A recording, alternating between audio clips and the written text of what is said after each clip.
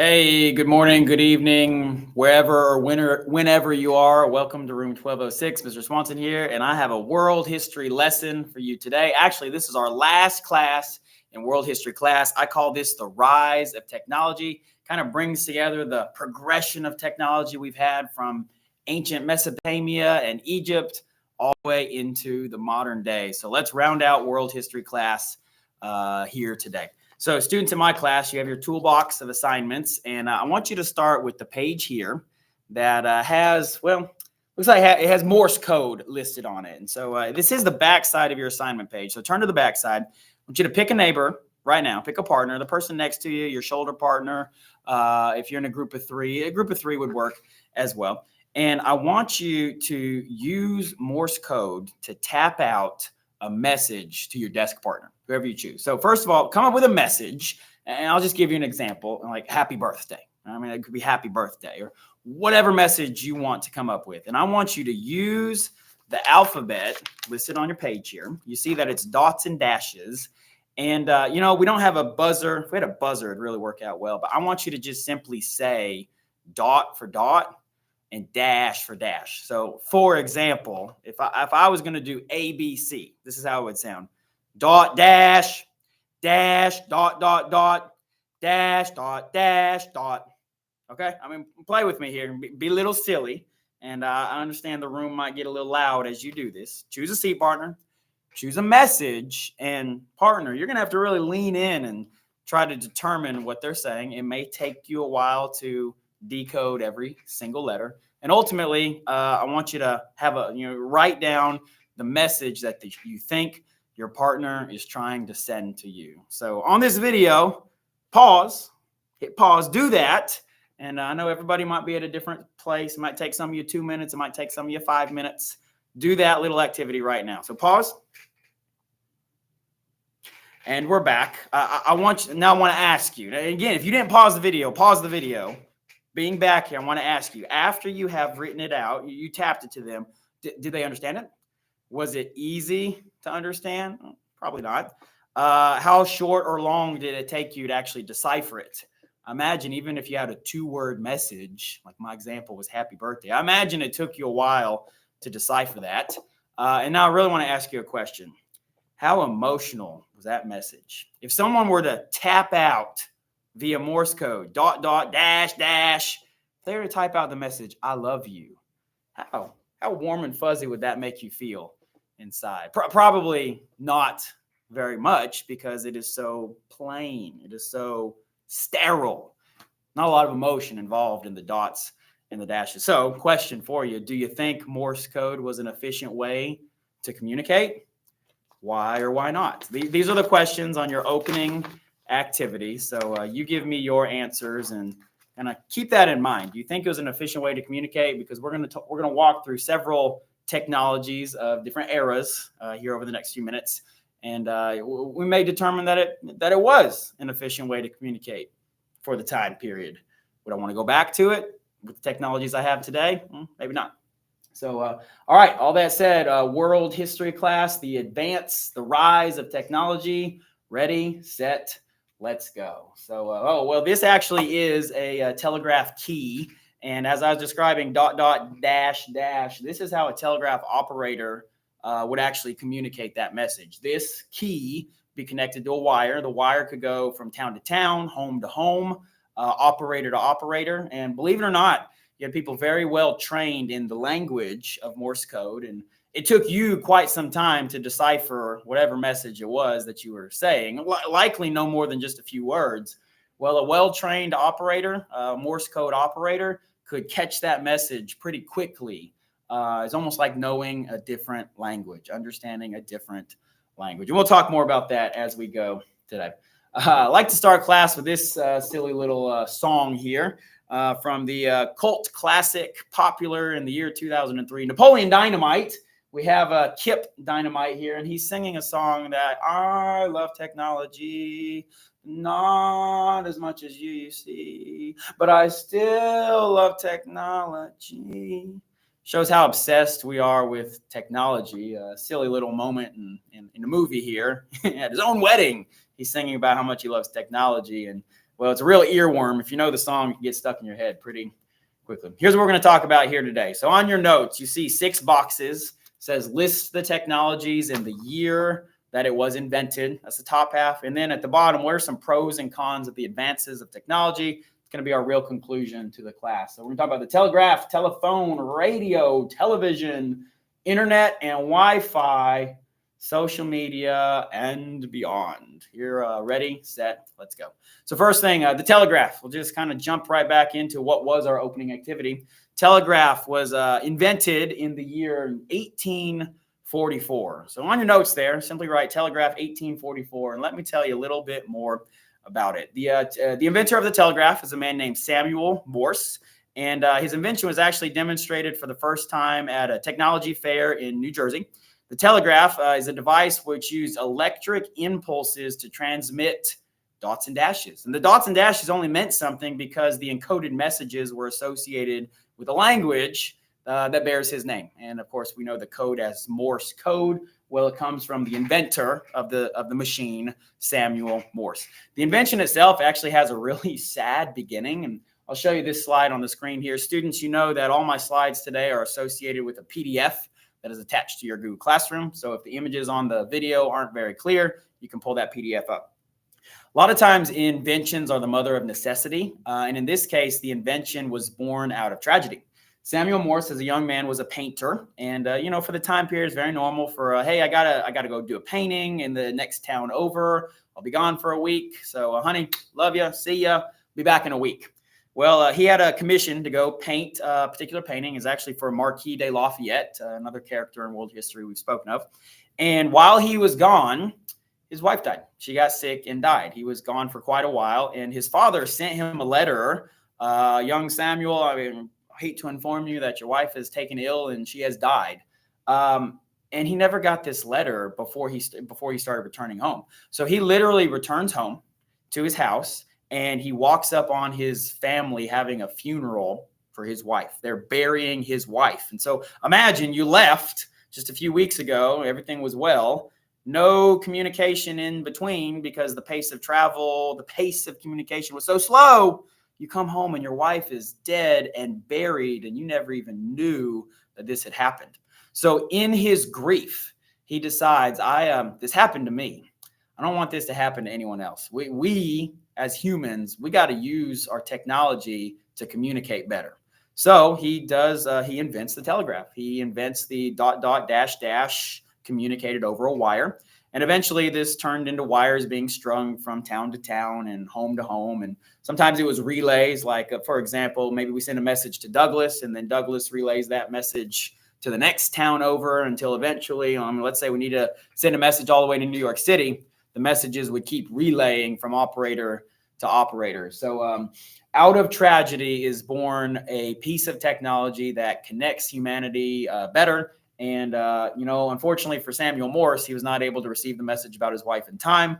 But imagine how many people have now been able to communicate with loved ones and in the event of tragedy, been able to come to their side in a way that Samuel Morse was unable to do so with his wife. So from tragedy comes technology. This is a picture of a telegraph operator. You can see she's sitting at her station. She has her earphones on. She is set to receive a message, ... She knows what those letters are. She's able to transcribe them pretty rapidly. So just an example of someone working a telegraph station. This is a telegraph in operation. So again, you have a ... All it is electrical impulses going across the wire, but it's the code that makes it communication. I like this video here. Found this picture just the other day as I was building this class. And this, obviously a little bit more in the present day, this computer chip already translates the ... to the appropriate letter. So as we watch the video go on for a few seconds here, you see the finger doing the sequence of dots and dashes, and the computer chip actually produces the correct letter. So K, E, M. I don't know what they're exactly trying to spell here, but that'd be a time-saving mechanism. This is the present day use of technology. Here is that Morse code system, and again, the picture is showing that it's associated with the man Samuel Morse. So very important technology for the time period. Who else has benefited from Morse code? Well, On the screen here, you see President Abraham Lincoln. Lincoln was one of the first commanders-in-chief, president, leader of the military who was able to use this technology in a time of war. And in fact, in Washington, D.C., at the War Department, there was a room. It was the telegraph room, and Abraham Lincoln had a desk there. Like, he was there all the time receiving reports from his generals.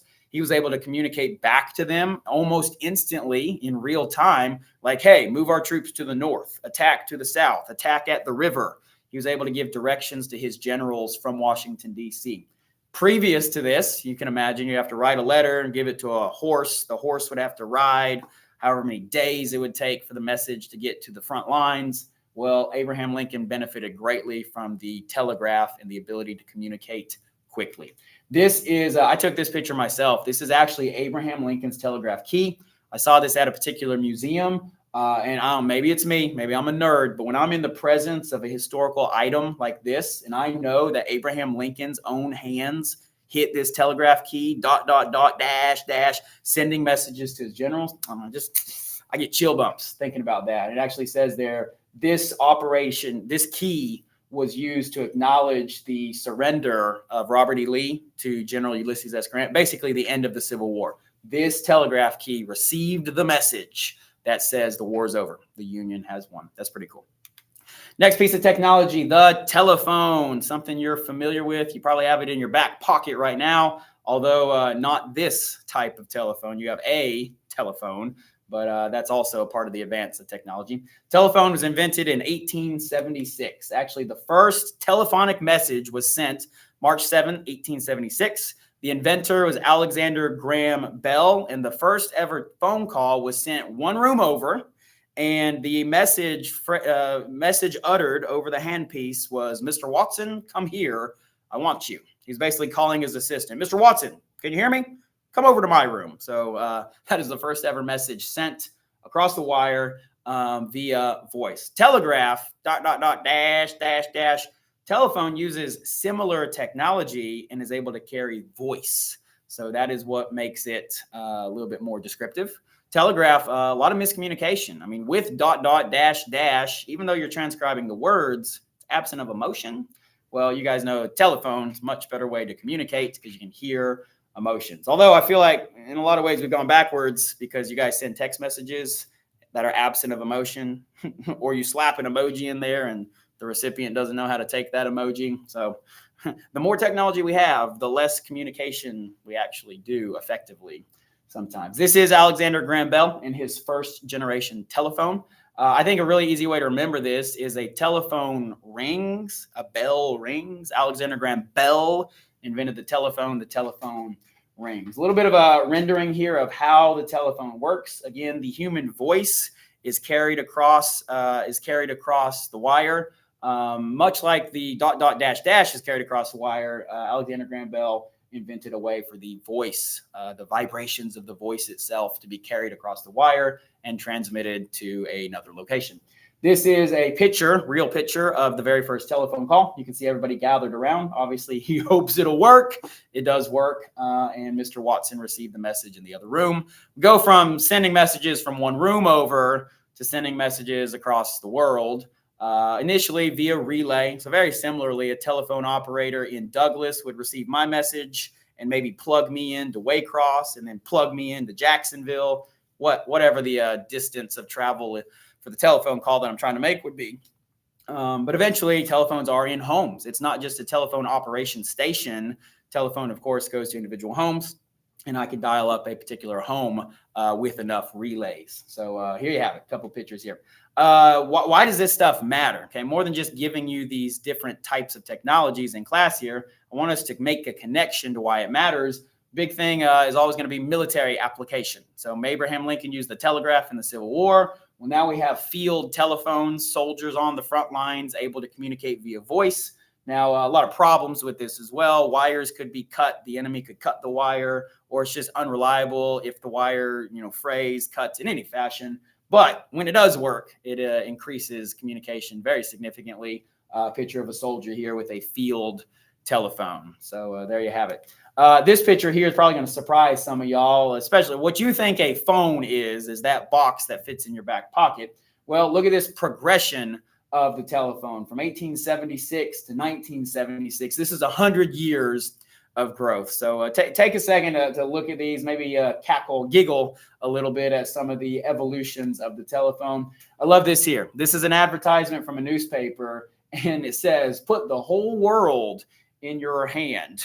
But like the size of the telephone is like, it's like a brick, right? I mean, these days, cell phones be really small. Of course, we figured out we can watch videos on them, so now we have them at yay size. But yeah, put the whole world in your hand, and it's basically still like the size of a brick. But that was cutting edge technology, and I'm telling you, that was also very expensive technology. So a full featured handheld portable for $799. And the advertisement here is definitely from the 70s. So $800 in the 70s. That's more than $800 today. So expensive, and no video or texting at all. Another picture here, just kind of showing the progression into what you recognize the cell phone to be today. And I like this one, from large to small. I always find it funny that cell phones got really small for a second. Like, it's almost like, how small can the cell phone be? And then we realized, oh, wait, we can watch stuff on these. So screens started to get a little larger as well. My daughter carries around an iPad today. Basically feel like she carries an iPad, how big her phone screen is. And just one more picture for you there. The telephone. Alexander Graham Bell, the inventor of the telephone, he's actually known for inventing other things as well. He invented the photophone. Photophone allows for transmission of speech across a beam of light. He invented the graphophone. This improves the phonograph and could actually play back sound. And he invented the metal detector. He is known for basically, and that's also kind of like early X-ray. So X-ray/metal detection. His metal detector invention was used on the assassinated president, James Garfield. Garfield didn't die right away. He actually had a bullet lodged in his abdomen. And Alexander Graham Bell's metal detector was used to try to identify the location of that bullet. The hopes was to pull it out of the president. It turns out that the bullet was too far inside of his abdomen to rescue the president. But interesting collision with history there. Alexander Graham Bell, President of the United States, and the metal detector. Alexander Graham Bell has a couple of powerful quotes as well. As we look at leaders in history, I like to think about what they have said in life. So you may be familiar with some of these statements. I'm just going to read them to you. When one door closes, another door opens. That's only half the quote, actually. That's only half the quote. Let me read the whole thing. When one door closes, another door opens, but we so often look so long and so regretfully upon the closed door that we do not see the ones which open for us. The entire quote. He also says, before anything else, preparation is the key to success. Sounds like something your sports coach might say to you. The only difference between success and failure is the ability to take action. Try. To succeed, you got to try. One more for you. You cannot force ideas. Successful ideas are the result of slow growth. Now, take that from the man who invented the telephone. He recognized that, ideas don't just happen. Progress doesn't just happen. Slow growth across time. Next piece of technology, the radio. The radio was developed over a period of time. So radio waves were first identified by a German physicist in 1886. And then radio transmission, kind of advancing upon the discovery and creating a radio transmitter, was a radio receiver was developed in 1886 by an Italian, and were on the market for purchase by the year 1900. So German, Italian technology, the brains come together to actually create a radio for sale by the year 1900. Radio waves are essentially electromagnetic waves that transmit voice, speech, and pictures over the air, over invisible waves in the air. So electromagnetic waves are what is key to the radio. And this is an early radio. I know when we say radio, we probably think about the thing that's in the car. Well, we need to consider that prior to other entertainment devices, the radio was kind of the household entertainment. And radios were not small to begin with. They're very sizable. And they also kind of held a central part in the family's home. Much like your television might have a very central location in your living room, Well, today, or back then, the radio held a very central location in the living room. This is an important illustration of how the radio is used by important people. This is President Franklin Delano Roosevelt, and he was very known for giving radio addresses. Actually, on a near weekly basis, he would address the nation. And what he was known for was his friendly tone. When he came on the radio, it's almost like Uncle Franklin was just coming into your living room. He's telling you how we're doing as a nation, and the family would huddle around the radio. These three pictures there illustrate families gathered around the radio. Everybody's listening in. Like it has the same prominence as the television or computer would have in our homes today. And President Roosevelt's speeches were called fireside chats. It's like, hey, I'm just gonna come into your living room here and just have a chat with you and tell you how the country's doing. And of course, we know Roosevelt leads through some wild times in world history. He gives his famous speech about Pearl Harbor, a date which will live in infamy. He addresses the nation on the economy. He addresses the nation on the war front, Pacific theater, European theater, all of that. And he's president for 12 and a half years. So he is in the American living room for a long time, leads through very insignificant pieces of American and world history. This is actually a statue as a monument to Franklin Roosevelt's fireside chats. This is your average American listening to the radio, and this is at Franklin Roosevelt's personal museum. So kind of acknowledging the significance of radio in politics. And that's a big takeaway you should have in all of this, is how this technology affects the world around us, whether it's the military, politics, and the life that you live today. All right, how about one of your favorites, television? Television was invented in the year 1927. Electronic television was first successfully demonstrated in San Francisco, California, September 7th, 1927, and it was designed by a 21-year-old young man who had grown up in a house without electricity until his age of 14. 14 years, he doesn't even have electricity in his house, but he goes out and invents the television. So don't tell me what you can't do. You can do anything that you put your mind to, just like Phileo Farnsworth did, the 21-year-old inventor of television. So television also uses electromagnetic waves. It basically kind of advances the concept of the radio. Radio sent voice over these invisible waves, while the television sends images, pictures, and data over these same invisible airwaves, electromagnetic waves. Let's talk about how television matters in world history. So the anecdote I'll give you here is about the 1960 presidential election, and our small group projects did dive into this, so I will abbreviate a little bit. Major takeaway is how the television placed an emphasis on appearances.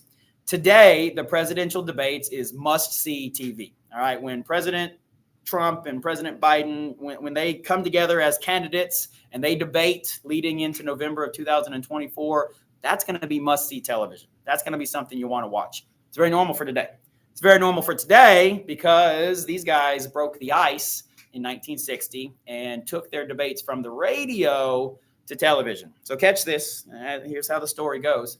People who listened to this debate, because it was still on the radio, people who listened to this debate thought that Vice President Nixon was the winner. He spoke better.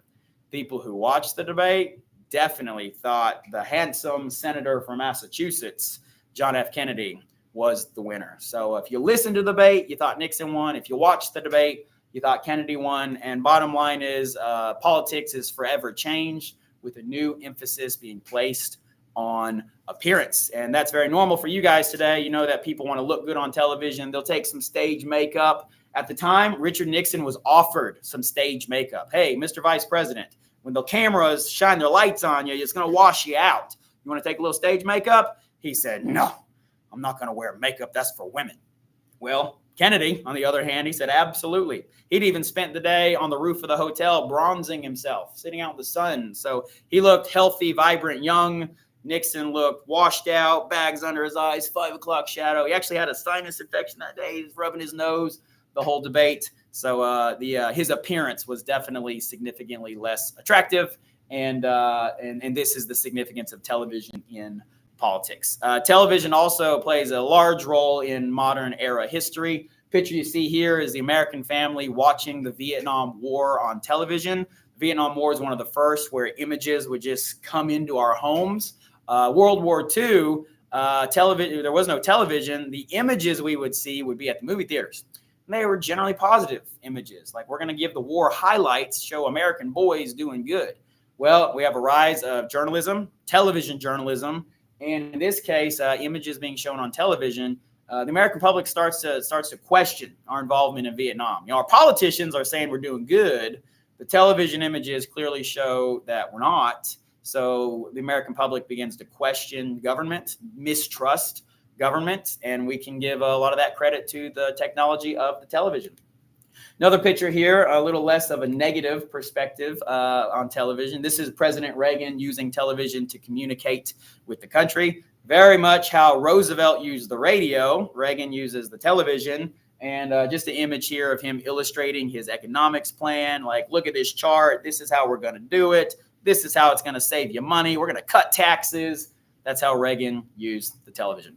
Kind of a summary slide here of how television changed American culture. You know what they say, pictures worth 1,000 words, and the television gives you moving pictures. So politicians campaigning, the civil rights movement in America, some powerful images that give sympathy to the civil rights protesters, war images, particularly the Vietnam War, and also the moon landing, something we've spoken of. Showing it on television really showed the world that we landed on the moon. Television, I'm sure you've got one in your house right now. All right, we're getting into probably really your favorites, the internet. Are you surprised to see the year 1983? You probably are. I don't know your perspective. You probably thought the internet is newer. Well, the internet's actually been around since 1983. January 1st, 1983 is considered the birthday of the internet. Prior to that, there were personal computers that were just by themselves. Okay? They were unnetworked. But the internet, break the word apart, internetwork, the internet, computers connected, first time this ever happened was on January 1st, 1983. So you guys live in a world of connected computers. I mean, our school hosts a network, but of course, we're also connected to the wider internet. There's not a corner of the earth today that is not connected by the internet. And if you're not connected by a land wire, the internet does refer to being connected by wire. If you're not connected by a wire, you are probably connected by Wi-Fi. So Wi-Fi, we're going to give its birth date the year 1997. And Wi-Fi allows devices to join a network, gain internet access across those electromagnetic waves. So you no longer have to be wired to another computer. But you guys know the logo for Wi-Fi. It's almost like a food, clothing, shelter, right? I mean, that's that Wi-Fi, food, clothing, shelter. Probably what you guys think are the necessities of life. All right, one more for us here, and something you're intimately familiar with: social media. The birthday of social media is going to be 1997. And when we say social media, these are the variety of companies that have platforms that allow you to connect. Social media, right? Connecting. And of course, there are more. But I'll tell you what the very first social media website was. Anybody have a profile on 6 Degrees? 6 Degrees, one of your favorites? Yeah, I didn't think so. I don't either. In fact, I didn't know what 6 Degrees was. 6 Degrees was invented in the year 1997. 6 Degrees was pretty popular with users until 2003, when Tom Anderson made MySpace. Thank you, Tom, for MySpace. And MySpace let users make profiles that played their favorite music, highlighted your top 5 friends, post some personal pictures. So 6 Degrees fades away, never to be heard from again. MySpace, super popular. As you look at the screen here, you probably recognize some. Go think to yourself, what do I see here? I see Twitter, I see Facebook, TikTok, Instagram, Snapchat, Tumblr, Pinterest, LinkedIn, something adults use. Probably see a lot of platforms you see, you recognize up there. Be Real, there's a new one every month at this point. So I'll give you the birth date of some of these. Facebook, 2004. I've been on Facebook since 2006. YouTube, 2005. Twitter, 2010. Snapchat, 2011. And I imagine this is many of you all the time getting alerts and just notifications jumping out of your phone. It's probably what if they were to come alive, if they were able to stream out of your phone, I'm sure that's what most of your phones would look like. How has social media changed the world? Well, it gives politicians the ability to connect with their voters. You're probably very familiar with Donald Trump and his tweeting. I feel like the former president would wake up, grab his phone, go to the bathroom, and start tweeting. And he is notable for having some typos and misspellings. And like, it's pretty obvious that a staffer wasn't tweeting for him. He was tweeting for himself. You can almost just like hear his voice come out through the tweeting. Anyway, we know Donald Trump very used social media to his advantage. You never wondered what he was thinking, because he could instantly communicate with the world, not just a television audience in America, the world. Type, click his opinion. The president of the United States' policies being instantly communicated via this social media platform. We recognize Donald Trump, and for you guys, that's a recent memory. But actually, Barack Obama, even before him, used social media as a campaigner. And we're really the first president to be using social media. Donald Trump capitalizes and advances on that as well. All right, this is our last birth date, and I like to, and in the answer, and it is the iPhone. The iPhone was born in the year 2008. And as someone who studied people groups, my major in college was sociology, which is the study of societies.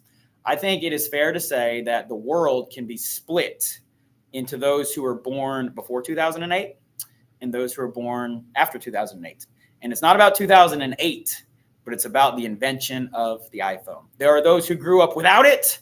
They're one generation.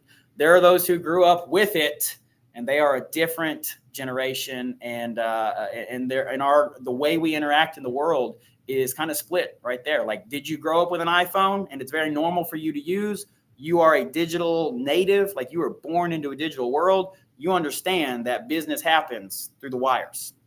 Did you grow up before it? You probably are resistant to the growth of these technologies, and you think that writing letters and expressing communication through written language, or, oh, shocker, like face-to-face communication. If you grew up before the iPhone, you value eyeball to eyeball. But of course, what does the iPhone give us? The iPhone gives us a whole variety of jobs, stay-at-home telework, work via Skype or via any type of these video platforms. Like, that's what the new generation understands. We're a digitally connected world. This device allows me to do it. So 2008, very, very like a watershed year in technology, but more than just in technology, in human interactions. And I'll tell you a personal story. I distinctly remember the first time I ever saw an iPhone, literally an iPhone 1. I was in college and we were at lunch, and a friend pulls this thing out of his pocket and pulls up a YouTube video. And I knew YouTube. Okay, I had YouTube on my computer back in my dorm room, and it was very popular for people to pull up YouTube for music, funny videos, stupid videos. We all knew YouTube. But when he pulled this up and he searched a YouTube video in the palm of his hand, I was slack-jawed. I was like, you have YouTube in your hand.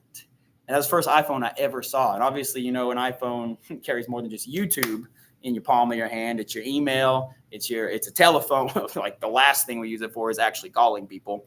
But I was flabbergasted that my friend had YouTube in his hand. And of course, we know all that the iPhone is capable of. I'll show you how many of you feel like this sometimes. How many of you feel like your phone does this to you? And be honest, sometimes we are handcuffed or chained to or imprisoned by these devices as well. I'm going to link this video here. This is one of my favorite leader thinkers. His name is Simon Sinek. This video is about the use of technology, and his bold statement is that cell phones are destroying relationships. Destroying is a powerful word. Like, Mr. Sinek, like, would you say cell phones are impacting relationships? Would you say that cell phones affect how we interact with each other? He doesn't use tame language. He says destroying.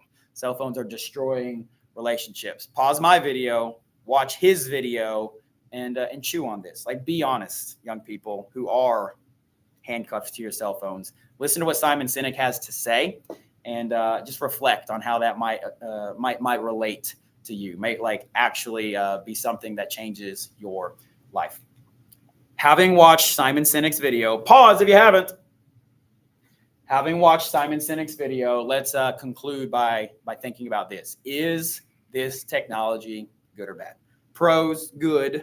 Cons, bad, well, here's a list for you. And to conclude your notes here, do copy this list onto your notes. We've said these things. Simon Sinek has said these things. Let me just go over it briefly. Is this technology good or bad? Pros: the speed of communication, instant and worldwide. Access to information. You have the whole world in your hands, and all you use it for is to look up cat memes. You got the whole world in your hands. Access to information, access to celebrities and politicians. Anybody, right? You can communicate with them. And we know that, engaged politicians and celebrities will interact back. Maybe not with every message or direct message, but kind of opens up the access to these famous people. From a politician's perspective, access to voters and potential voters, get your message out, message people directly. A shared national identity kind of gives us, okay? Like we have access to the same reels in real time. How many times have you said to someone, hey, I saw, and you start describing a video and they're like, oh yeah, I saw that last night while I was scrolling. We've all seen the same thing. So sometimes that shapes how we see ourselves. And and it's also like good news, bad news, celebrations, tragedies. We all have access to the same information at the same time. And that you see the parentheses there. It says versus regional or sectional. So in the past, I'll just take past America, people identified with their state first. Like, I'm from Georgia. I don't care about New York. I'm a New Yorker. I don't care about South Carolina. Well, now we have a shared national identity. I'm from Georgia, but I'm an American. And I see things on a national perspective. And then bottom line, you can build and grow relationships. Those are positives. Cons: addiction. No elaboration necessary. Like, your brain space is being shaped. Literally, new neural pathways grooved by that machine. Addiction. Crime and fraud. In 1775, could you be arrested for wire transfer fraud? No, because there was no wires to transfer on. But in 2024, you can. Okay, it's a whole new brand of crime. Terrorist and trafficking can happen on the variety of platforms. So terrorists can persuade, hey, come to this location, hey, come to Iraq, come to Syria and fight for the cause. And a lot of young people have been influenced to do that.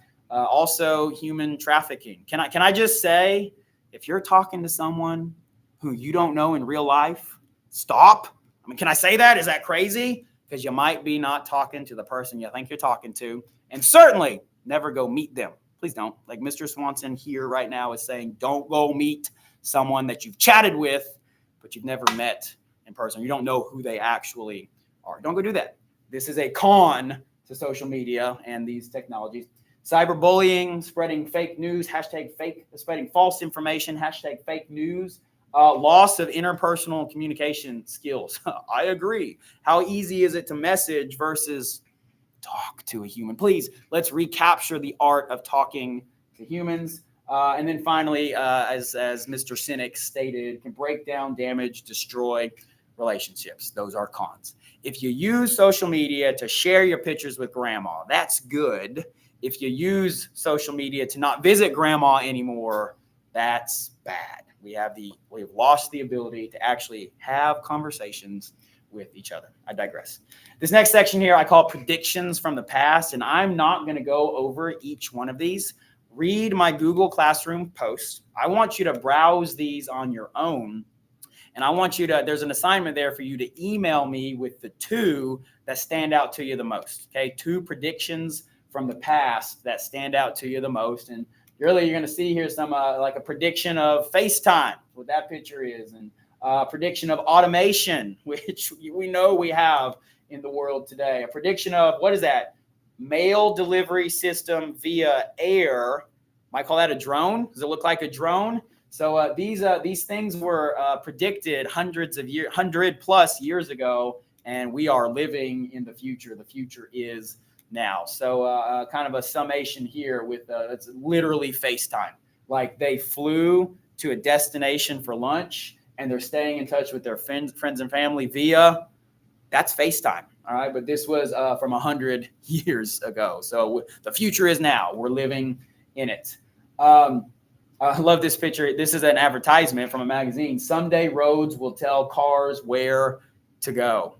GPS, right? This is a quote from Nicholas Tesla. Tesla describing a cell phone in the year 1926. Describing what you know as a telephone, Nikola Tesla describes it in the year 1926. Read it. And then this is a newspaper article. It says you'll be able to carry a phone in your pocket in the future. Yes, like every phone like in existence today is pocket size. So these predictions from the past, take a read on them, and I hope this is not where we arrive. Okay, I hope this is not what a prediction that will ever happen. What this shows is that a teacher is merely delivering information into the brains of a student. If we lose the ability to think critically, we are not doing education anymore. So this concluding picture, I hope this is not something that ever comes true. Those are predictions from the past. Here are warnings to the future. And these are powerful pictures that if you read my Google Classroom post, I want you to email me about the two that stand out to you the most. I could spend 10 minutes on each of these. Like, there are powerful messages inside of these handful of pictures, and I just want you to browse them on the PDF. Okay, more than I'm not giving it much time on the screen here. Open up that PDF, browse these pictures. That's going to be some of you this summer, and tell me which two stand out to you the most and why. And I will conclude it with this picture when I get to it. There's one picture. There's one person in this picture who's living in the moment. It's grandma.